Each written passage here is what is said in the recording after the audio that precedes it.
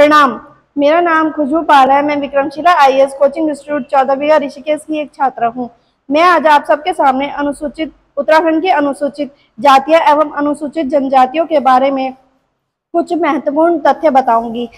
पहले हम बात करते हैं उत्तराखंड की जनसंख्या। जनगणना 2011 के अंतिम आंकड़ों के अनुसार उत्तराखंड की कुल जनसंख्या 100,86292 है, जिसमें कि उत्तराखंड की अनुसूचित जातियां एवं अनुसूचित जनजातियों की जनसंख्या 2184419 है, जो कि राज्य की कुल जनसंख्या का 21.65% है। अब हम बात करते हैं अनुसूचित जातियां। उत्तराखंड की अनुसूचित जातियां सर्वाधिक हरिद्वार में पाई जाती है व सबसे कम अनुसूचित जातियां चंपावत में पाई जाती है। उत्तराखंड की अनुसूचित जातियां जो कि घटते क्रम में सबसे पहले हरिद्वार, फिर उधम सिंह नगर, देहरादून, अल्मोड़ा व नैनीताल में पाई जाती हैं। उत्तराखंड की अनुसूचित सबसे कम अनुसूचित जातियां चंपावत, रुद्रप्रयाग, बागेश्वर, चमोली व उत्तरकाशी में पाई जाती है। 2011 की जनगणना के अनुसार राज्य की औसत साक्षरता 74.4% है, जिसमें कि पुरुष साक्षरता 84.3% है व महिला साक्षरता 64.1% है। आरक्षण। उत्तराखंड की अनुसूचित जातियों का आरक्षण लोकसभा की 5 सीटों में से एक सीट अल्मोड़ा की सीट पर संरक्षित है, जबकि राज्य विधानसभा की 70 सीटों में से उत्तराखंड की अनुसूचित जातियों के लिए 13 सीटें संरक्षित हैं, जिसमें कि हरिद्वार जिले में 3 सीट, भगवानपुर, झबरेड़ा और ज्वालापुर जो कि हरिद्वार में स्थित है, राजपुर जो कि देहरादून में स्थित है, बाजपुर जो कि उधम सिंह नगर में स्थित है, पौड़ी जो कि पौड़ी में, नैनीताल जो कि नैनीताल में, थराली जो कि चमोली में, गंगोली हाट जो कि पिथौरागढ़ में, घनसाली जो कि टिहरी में, सोमेश्वर जो कि अल्मोड़ा में और पौड़ी जो कि पौड़ी में स्थित है। अब हम बात करते हैं उत्तराखंड की अनुसूचित जनजातियां। उत्तराखंड की अनुसूचित जनजातियां राजी, भोटिया, बॉक्सा, थारू,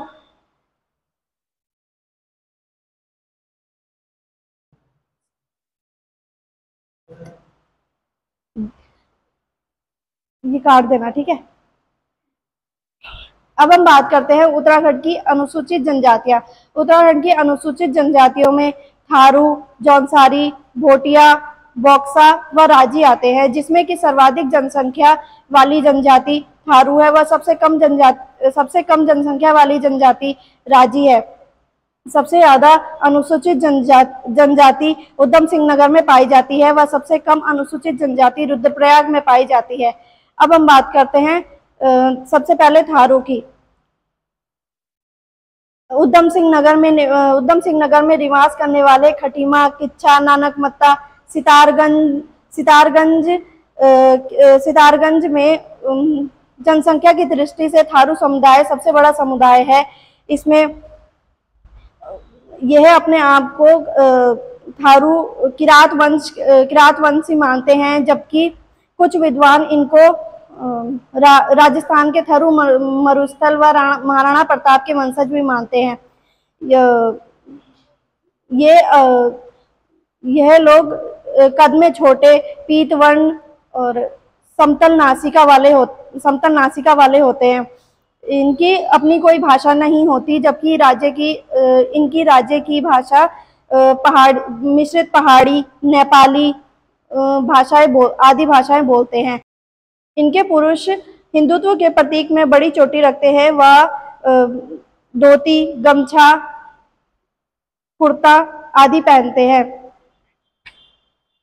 इनकी स्त्रियां रंगीन लहंगा, काली ओढ़नी, चोली व बूटेदार कुर्ता पहनती हैं तथा अपने शरीर में गुदना गुदवाती हैं और पीतल, चांदी व कांसे के आभूषण पहनती हैं। इनका मुख्य भोजन चावल और मछली है।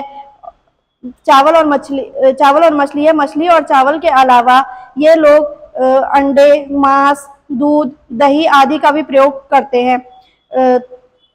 इनका मुख्य पेय मदिरा है। मदिरा को यह अपने आप बनाते हैं, चावल के द्वारा बनाई जाती है, जिसे ये जाड़ कहते हैं। इनमें पहले बदला विवाह अर्थात बहनों का आदान प्रदान का प्रचलन था, लेकिन अब इसमें तीन टिकड़ी व अन्य प्रथाओं का प्रचलन है। विवाह की बात पक्की करने को इसमें पक्की पौड़ी कहते हैं। विवाह की सगाई रस्म को इसमें अपना पराया कहा जाता है। सगाई के बाद व विवाह से पहले 15-20 दिन पहले विवाह की तारीख को तय करने में इसमें बात कट्टी कहा जाता है। इनमें विवाह प्राय माघ या फ्लोरा दूज में मनाया जाता है। लड़की शादी करने के बाद एक दिन के लिए अपने ससुराल जाती है, उसके बाद अपने भाई व पिता के साथ वापस आ जाती है। विवाह के 3 या 4 महीने बाद लड़की अपने पति के घर हमेशा के लिए चली जाती है, जिसको चाला कहा जाता है। इनमें विधवा विवाह का भी प्रचलन है। विधवा विवाहों में अगर किसी लड़की का चाला ना आया हो तो लड़की के पिता लड़की को किसी दूसरे के घर बेचकर अपने बिरादरी को एक भोज करवाते हैं, जिसको लठवरवा भोज कहा जाता है। इनमें पितृसत्तात्मक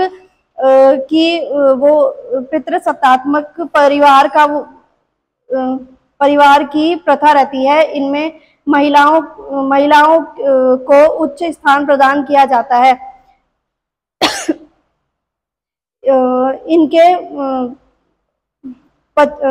यह लोग पछावन, खड़गाभूत, काली, नगरयाई देवी, कारोदेव देवता की आदि पूजा करते हैं। इनमें होली, दीपावली, खिचड़ी और अठोई अष्टमी का त्योहार भी मनाया जाता है। कन्हैया अष्टमी का त्योहार मनाया जाता है। बजई नामक त्योहार यह बैसाख के माह में मनाते हैं। होली फाल्गुन पूर्णिमा से 5 दिन तक यह त्योहार मनाया जाता है। इस त्योहार पर यह लोग स्त्रियां और पुरुष मिलकर खिचड़ी नृत्य करते हैं। इनकी अर्थव्यवस्था कुमाऊं तराई क्षेत्र में थारू स्थायी रूप से कृषक आखेटक होते हैं, जिनमें धान की खेती की जाती है। अब इसमें हम बात करते हैं जौनसारी की। जौनसारी राज्य का दूसरा बड़ा जनजातीय समुदाय है। वह गढ़वाल क्षेत्र का सबसे बड़ा जातीय समुदाय है। जौनसारी मुख्य निवास स्थान लघु हिमालय के उत्तरी पश्चिमी व भावर क्षेत्र के इस क्षेत्र के अंतर्गत देहरादून का चक्राता, त्यूनी, नानकमत्ता, लाखामंडल, जौनसार का जौनपुर क्षेत्र व उत्तरकाशी का परग नैकना क्षेत्र आता है। देहरादून का कालसी, त्यूनी व चक्राता तहसील जौनसार भावर क्षेत्र में आता है। जौनसार भावर क्षेत्र में मुख्य भाषा जौनसारी है। भावर के कुछ क्षेत्र में भावरी भाषा, देवघर में देवघारी भाषा व हिमाचली भाषा भी बोली जाती है। यह मंगोल एवं डोमो प्रजाति के मिश्रण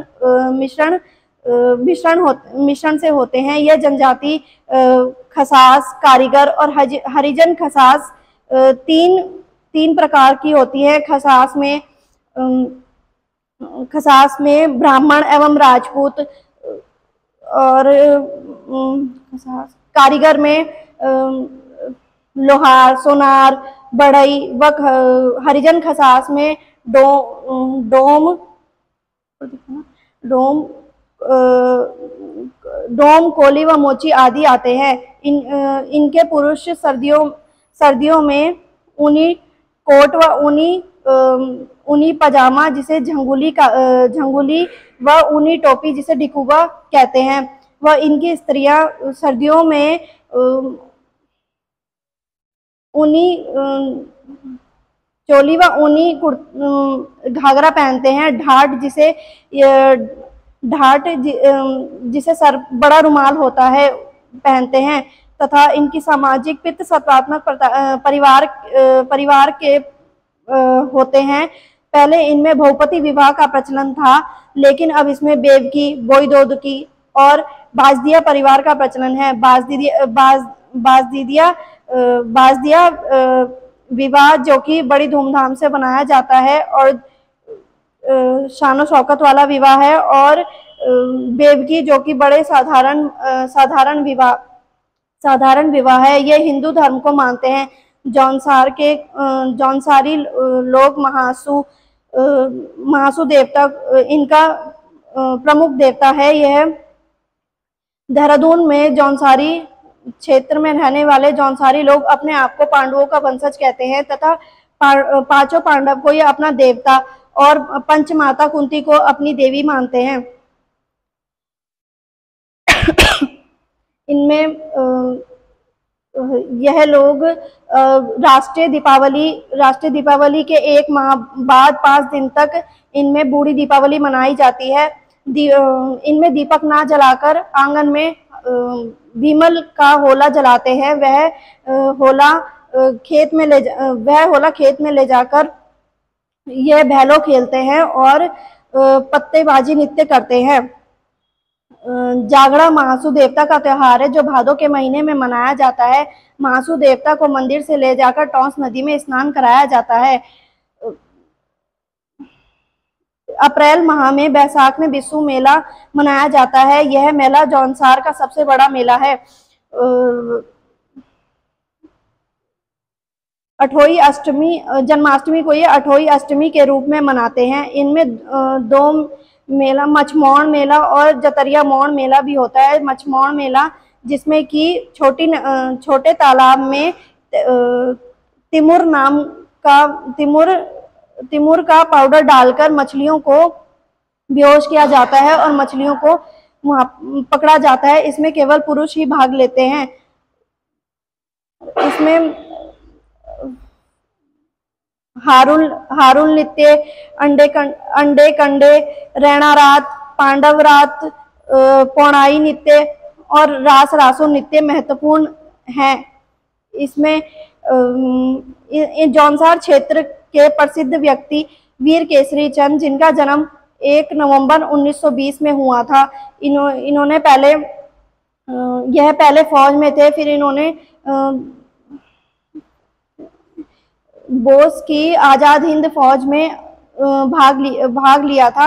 इनके ऊपर बहुत सारा मुकदमा भी चला था, जिसमें 3 मई 1945 में इनको फांसी की सजा दी गई और चौलीधात में इनकी शहीद दिवस पर 3 मई को मेला लगता है। केदार सिंह, बिसोई ग्राम के निवासी केदार सिंह जौनसार के प्रथम समाज सेवी है। पंडित शिवराम जौनसार के प्रथम कवि हैं, जिन्होंने वीर केसरी प्रसिद्ध लिखी थी। अब हम बात करते हैं भोटिया जनजाति की। किरात वंशी भोटिया एक अर्धघुमंतु जनजाति है।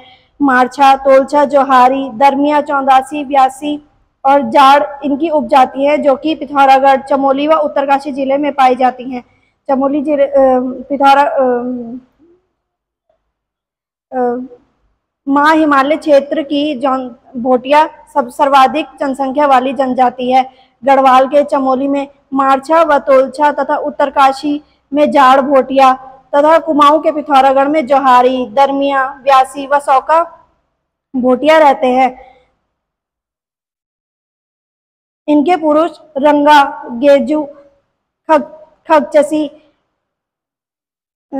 चुंगठी या चुंगल व बाखे पहनते हैं। इनकी स्त्रियां चौमाला, चौंकला आदि वस्त्र पहनते हैं। चावल व मंडुए का भात इनमें प्रमुख भोजन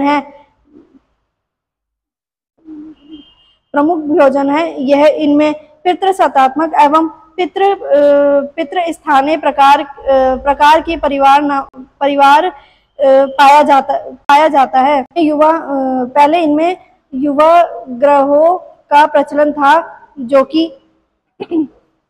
अब नहीं है। इनमें एक पत्नी प्रथा प्रचलित है। विवाह संबंध माता पिता द्वारा किए जाते हैं। कुछ मात्रा में वधू शुल्क प्रथा का भी प्रचलन था।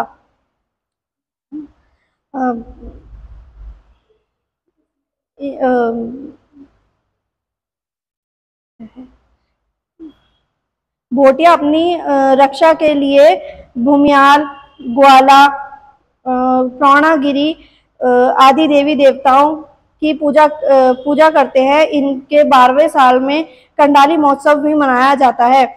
अब हम बात करते हैं बॉक्सा की। बॉक्सा बॉक्सा जनजाति काशीपुर, बाजपुर, गदरपुर, उधम सिंह नगर, नैनीताल में निवास करती हैं। नैनीताल व उधम सिंह नगर जिलों में बॉक्सा बहु क्षेत्र में बहु क्षेत्र बोक्साड़ कहा जाता है। इनकी यह जैसे भावरी भाषा, रजभैसी भाषा, ये भावरी भाषा और रजभैसी भाषा बोलते हैं। इनका अर्थव्यवस्था किसान है, जिसमें कि ये कई सारे धान की खेती करते हैं। 3 सीढ़ीनुमा खेती करते हैं। इनमें पितृ सत्तात्मक परिवार पाया जाता है। इनके महादेव, काली, दुर्गा, लक्ष्मी, राम, कृष्ण आदि देवी देवताओं की पूजा करते हैं। काशीपुर की चामुंडा देवी इस क्षेत्र की सबसे बड़ी देवी मानी जाती है। इनमें जादू टोना, भूत प्रेत आदि भी देखने को मिलते हैं। अब कृषि, पशुपालन, दस्तकारी इनमें मुख्य हो गई हैं। कहीं इनमें 5 सदस्यीय बिरादरी पंचायत होती है, जिसमें कि एक मुंसिफ, एक दरोगा और 2 सिपाही होते हैं। अब हम बात करते हैं राजी की। पिथौरागढ़ राज्य में धारचूला क्षेत्र में रहने वाले राजी सबसे कम जनसंख्या वाली जनजाति है। ये इनमें भाषा में तिब्बती और संस्कृत शब्दों का मिश्रण मिलता है। मुख्यतः रूप से ये मुंडा बोली बोलते हैं। इनमें रंगबाजी व पीठा संस्कार, सांगजांगी व पीठा संस्कार बहुत महत्व है, जिसमें इनके पहले पलायन विवाह का भी प्रचलन था। विवाह के बाद पति अपने ससुर के घर रहने लग जाता है। धन्यवाद।